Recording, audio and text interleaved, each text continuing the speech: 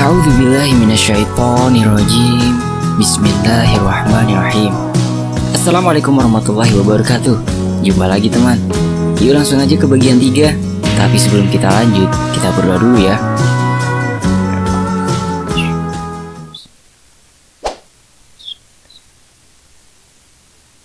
Allahumma shalli ala Sayyidina Muhammad. Oke, kita lanjut.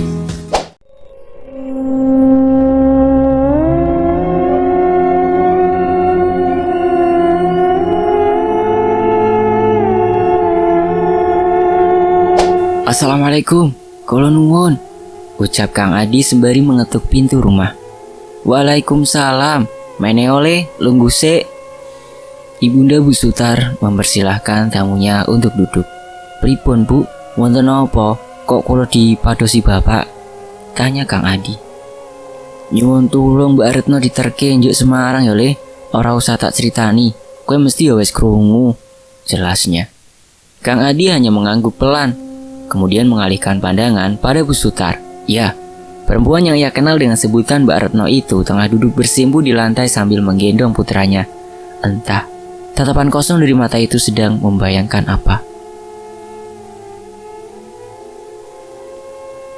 Iki kuncine, gawan dhisik.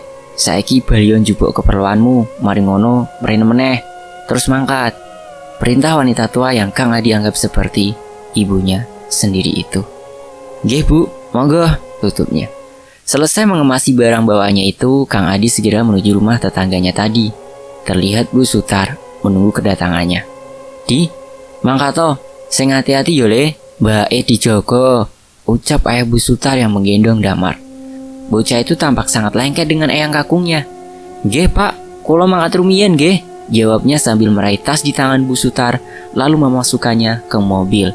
Monggo Mbak. Mobil tersebut semakin menjauh. Damar sama sekali tidak menangisi kepergian ibunya itu.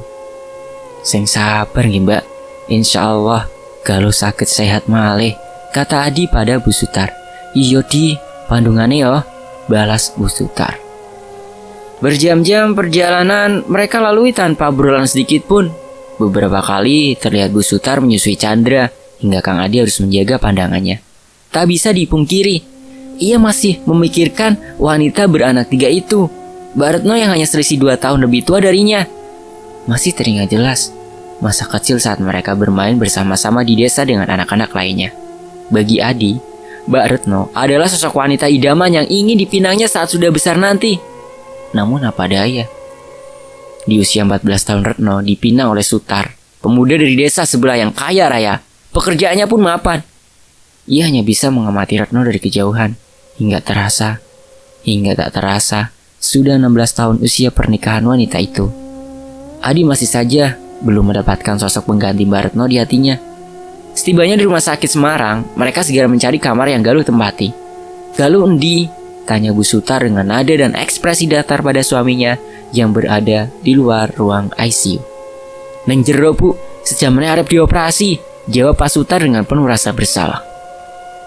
Bu Sutar sama sekali tidak menatap wajah suaminya. Ia duduk menatap ruangan Galuh berada. Tampak menggenang air mata di sana. 1 jam telah berlalu. Galuh dibawa keluar menuju ruang operasi. Bu Sutar menatap putranya yang tak sadarkan diri itu. Mengundang iba bagi siapapun yang melihatnya. Dengan berbagai alat medis menempel di tubuhnya. Alat bantu pernafasan juga penuh perban yang membalut. Tubuh itu tampak mengenaskan. Jika semua rasa sakit itu bisa ia gantikan, tentulah ia akan memilih menanggung apa yang dialami putranya kini. Sebegitu besarnya kasih seorang ibu. Pak Sutar meminta kunci mobil yang ada di tangan Kang Adi. Ia mengatakan akan pulang terlebih dahulu bersama 2 tetangga yang tadi menemaninya. Kang Adi menatap Bu Sutar dan hanya dibalas anggukan seolah tak peduli olehnya. Di rumah orang tua Bu Sutar, ayahnya bergegas mengeluarkan motor CB100 miliknya. Sang istri segera menutup pintu lalu menggendong Damar menaiki motor itu. Entah hendak dibawa kemana cucu kesayangannya itu. Perjalanan memakan waktu sekitar 1 jam untuk sampai ke tempat tujuan. Mereka memasuki hutan yang masih sangat rimbun, di bagian yang masih menjadi satu dengan hutan yang menjadi hak wilayah Kabupaten Ngawi. Jalannya masih sangat buruk, hanya tanah dan bongkahan kecil bebatuan yang disebar perhutani.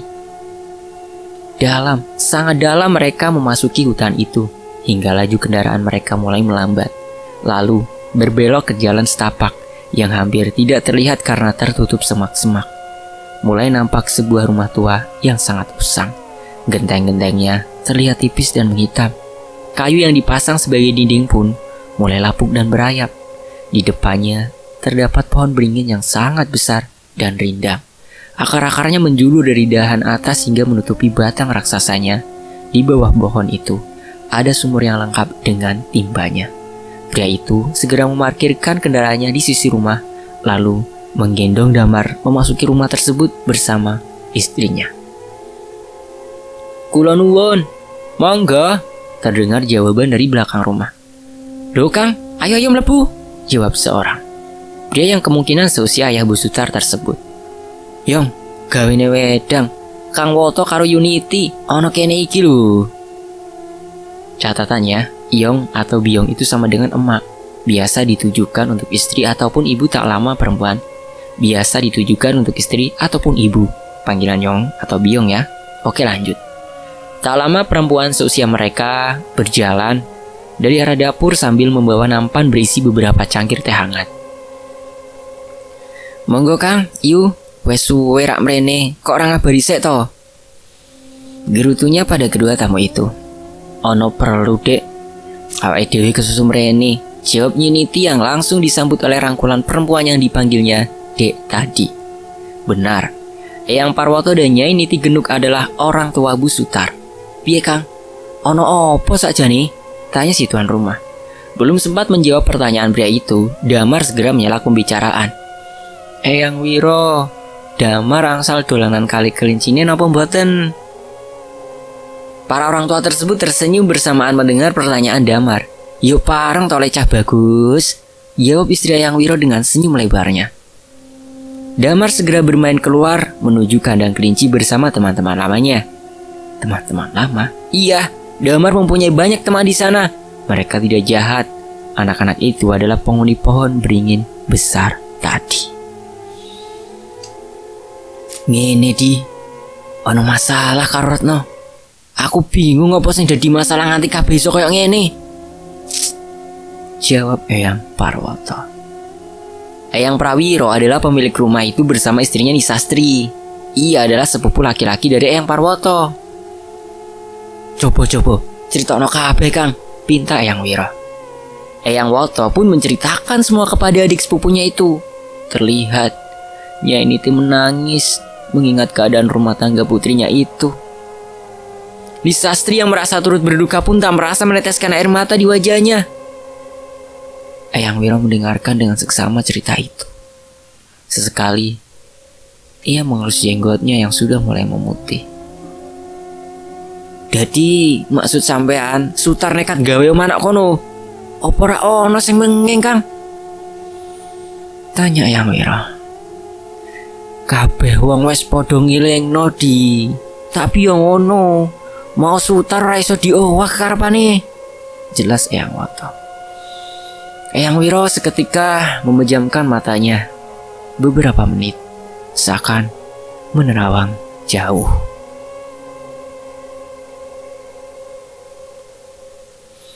"Mantumu iki ana sing meksa. Bocah iku wis mudeng lemah apa sing dheweke bangun. Tapi yo alasane nganti gelem dipeksa aku durung ngerti Kang."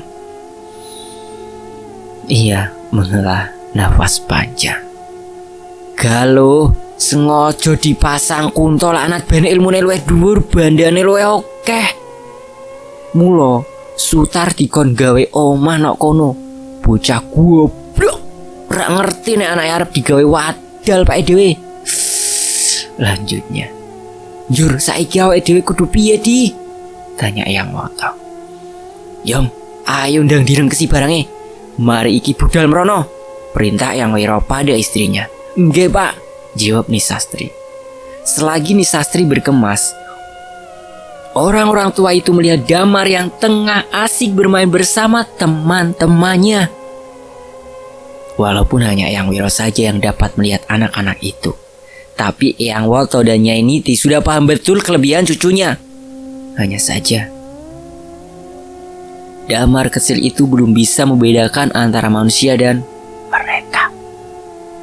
Damar, mene oleh cah bagus, panggil Eyang Wiro. Damar berjalan mendekat ke saudara eyangnya itu. Wonten apa eyang? Tanyanya dengan polos. Ayo, melu eyang mlebu. Eyang kangen karo Damar, pengen ngerti cerita-ceritane Damar. Oleh? Tanya Eyang Wiro sembari mengangkat badan anak itu untuk digendongnya. Eyang Wiro bercengkrama dengan Damar. Anak itu cepat sekali bergaul dengan orang. Damar koncone nang omahnya rakeh yo. Coba yang diceritani, pinta kakek itu. Yang akeh, tapi Damar mboten ngertos asmane sinten, jawabnya sambil memainkan jenggot Eyang Wiro. Waduh, piye iki? Mosok gak diajak kenalan, ucapnya sambil menepuk jidat, lalu berguling seperti orang kehilangan keseimbangan. Tingkahnya itu berhasil membuat Damar tertawa cekikikan. Damar, mari diajak jalan-jalan bule yang, ucap Damar tiba-tiba. Bule, Eyang Wiro mengerutkan dahinya. Lalu matanya menengok ke arah Nyai Niti dan abangnya. Ternyata mereka dua pun bingung mendengar pernyataan cucunya itu. Bule sinten Mar? Kan bapak ibu gak dua adik. Piye to le? Krisik Eyang Wiro. Damar gak ada bule kok Eyang. Terus bule adik bapak. Aduh, jelas bocah itu. Akhirnya kini Eyang Wiro mengerti. Wanita yang tadi tampak berada di sendang saat ia menerawang ke sana adalah adik Pak Sutar, orang yang ditumbalkan terlebih dulu sebelum Galuh. Astagfirullahaladzim. Namun Eyang Wiro sangat mengenal besan dari abangnya itu. Ia hanya mempunyai satu istri sah dan satu anak, yaitu Sutar. Anak yang ia korbankan pastilah putri dari salah satu simpanannya. Mereka semua segera pergi ke rumah Eyang Prawoto. Setibanya di sana, Eyang Prawiro segera mengajak ke rumah Mbak Retno. Di situ, beliau memulai ritualnya. Dibakarlah sungguh kemenyan untuk memanggil mereka semua. Beberapa menit setelahnya, datanglah semua makhluk halus itu, tidak terkecuali Mbah Jebuk. Ono boleh, awakmu ki sopo? Tanya Mbah Jebuk. Aku yang menungso biasa Mbah. Aku mau pengen ngerti opo salah sing dilakoni Sutar nganti putuku kudu dadi kaya ngono, ucap Eyang Wiro. Semua makhluk di sana tampak tertawa, kecuali Mbah Jebung. Ia hanya diam menatap Eyang Wiro dengan wajah tanpa ekspresi. Salahe siji amarga wis wani ngadegno omah ning dalan iki. Kapindho, anake wis diwehno dhewe karo Kunto, jawab Mbah Jebung sambil menatap tajam orang di hadapannya itu. Gak iso, putuku ora oleh dijawel sapa-sapa. Gowo wae kuwi Kunto, bentak Eyang Wiro. Ya, Kunto adalah ayah dari Sutar.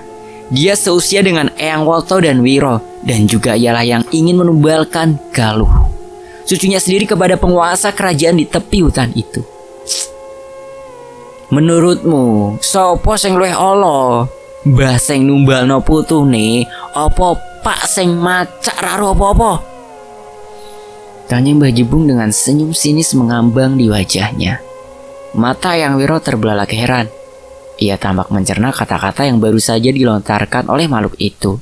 Akal sehatnya seakan masih belum bisa mempercayai hal itu. Jadi apakah selama ini Sutar menuruti acaman ayahnya untuk pindah ke sana meskipun telah sadar dengan kemungkinan salah satu anaknya akan dikorbankan? Sungguh gila. Maksudmu apa? Tanya Eyang Wiro. Aku ngerti kowe ora wong biasa le. Budal njuk omahe Kunto. Kowe bakal ngerti kabeh, perintah Mbah Jebung. Ia tiba-tiba menghilang dengan semua makhluk yang tadi berkerumun di sana. Eyang Wiro segera menemui Eyang Woto dan mengajaknya menuju rumah Kunto. Weh, Kunto bangsat metu, teriak Eyang Wiro dari kejauhan. Sabar di, ra penak didelok wong akeh, ujar Eyang Woto. Tak lama ibu dari Pak Sutar keluar dari pintu depan. Lah, wonten Pak Besan, monggo mlebet Pak, sambut istri Kunto.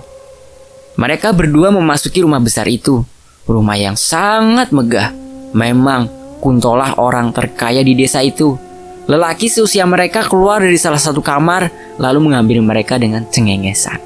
Loh, tiba wes padha teko to. Wah, durung sempat melayu aku, ejaknya dengan nada merendah. Tak banyak bicara, Eyang Wiro menjambak rambut Kunto lalu segera memotongnya sedikit dengan belati kecil yang selalu ada di pinggangnya. Ia menelan rambut itu bulat-bulat lalu merapalkan mantra. Ilmumu durung sepiro asu, lagae apa numbalno putuku, ucap Eyang Wiro sambil meludah ke sisi kirinya. Aku wis ro kabeh kelakuan kewanmu kuwi, tegas Eyang Wiro. Ceklek. Suara pintu mobil terdengar dari arah depan. Pak, bendak seorang pria dari arah depan yang kemudian kaget bukan main setelah melihat ayah mertua beserta sepupu ayah mertuanya itu. Badannya terasa dingin tiba-tiba, dahinya mulai deras mengeluarkan keringat. Ora Pak, ora anak, lah kenat kabeh, bentak Eyang Wiro sembari melayangkan pukulan ke wajah Kunto. Istri Kunto hanya menatap dari sudut ruang tamu tanpa berani bertindak apapun. Ia tampak menahan tangisnya. Kang, sampean pengen ngerti pura kelakuane mantu karo besanmu iki? Tanya Eyang Wiro yang dijawab anggukan oleh Eyang Woto. Manungsa goblok kuwi, mari dolanan karo wedokane Pak dhewe.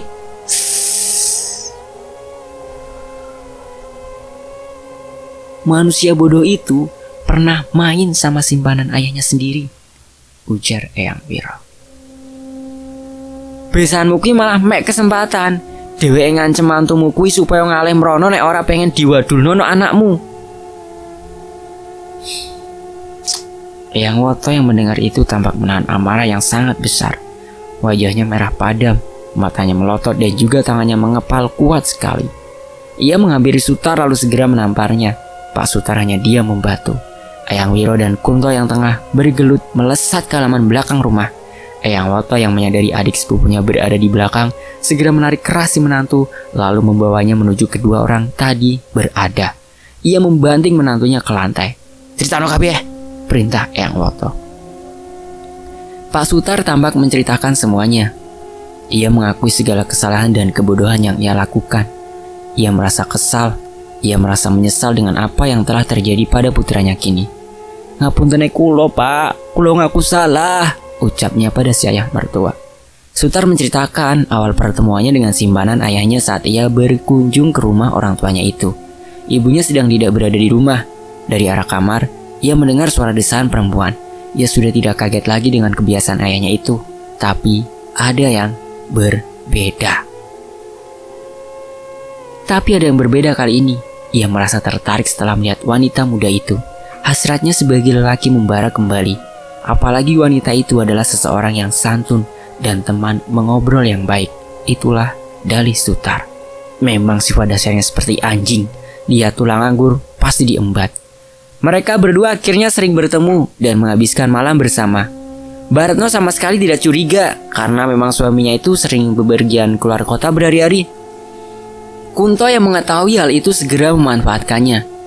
Ia memberi perintah pada Sutar agar membangun rumah di tanah jalan raya kerajaan gaib itu dengan tujuan mendatangkan tumbal seserahannya tanpa harus repot-repot mencari alasan untuk membawa Galuh ke sana.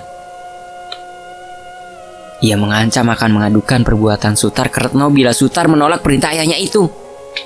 Bodoh, sangat bodoh. Meskipun ia tahu bahwa kemungkinan ayahnya akan menumbalkan salah seorang putranya, ia tak bisa bertindak apapun hingga semua ini terjadi. Sedang beberapa lama, Kunto akhirnya dikalahkan oleh Eyang Wiro. Dicabutlah semua ilmu milik Kunto, meskipun perjanjiannya dengan iblis tidak bisa diputus. Akhirnya, ia hidup dengan raga yang kosong, seperti seonggok mayat yang hanya punya detak jantung. Tiba-tiba, datang sosok tua yang tadi ditemui oleh Eyang Wiro. Ya, itu Mbah Jempung. Namun ia tidak sendirian, ia ditemani oleh sesosok perempuan bertubuh ular dengan lidahnya yang menjulur panjang. Entah apa nama yang cocok untuk siluman itu. Yang kuberi bibit sudah ada di tangan, tinggal mengambil buah, ganti baru cucumu, ucap Mbah Jebung yang diikuti oleh melesatnya siluman ular itu ke arah Sutar. Melilitnya, meremukkan tulangnya, lalu dibawa pergi jiwanya. Eyang Wiro tidak bisa berbuat apa-apa untuk menolong Sutar, karena ia sendiri yang tadi berunding dengan Mbah Jebung, lalu mengambil pilihan untuk menukar Galuh dengan jiwa Sutar. Meskipun hatinya tak kuasa, namun apa boleh buat. Eyang Woto dan istri Kunto yang di matanya hanya menyaksikan teriak kesakitan dari Sutar pun kebingungan. Mereka tak tahu apa yang sebenarnya terjadi, hingga Sutar terkapar lemas di tanah dengan tatapan matanya yang kosong. Di kota lain, Kang Adi dan Mbak Retno tengah menanti berjalannya operasi Galuh. Wes tuwa kok gak ndang rabi. Anakku wewe semene gedene lho, ucap Retno yang tiba-tiba membuka obrolan. Adi menatapnya iba. Tergambar jelas bahwa ia membuka pembicaraan hanya karena tidak mau berlarut dalam kesedihan. Yo piro mbak, amung kacek kali tahun kali panjenengan, jawab Adi yang masih menatap wajah itu. Lah iyo, ngopor rapi-rapi. Tasek ngerantos tiang mbak, jelas Adi. Mbak Retno hanya diam. Adi pun tak lagi memandang Retno. Ia menundukkan wajahnya. Mbak Retno sebenarnya tak tahu bahwa orang yang ditunggu Adi adalah dirinya.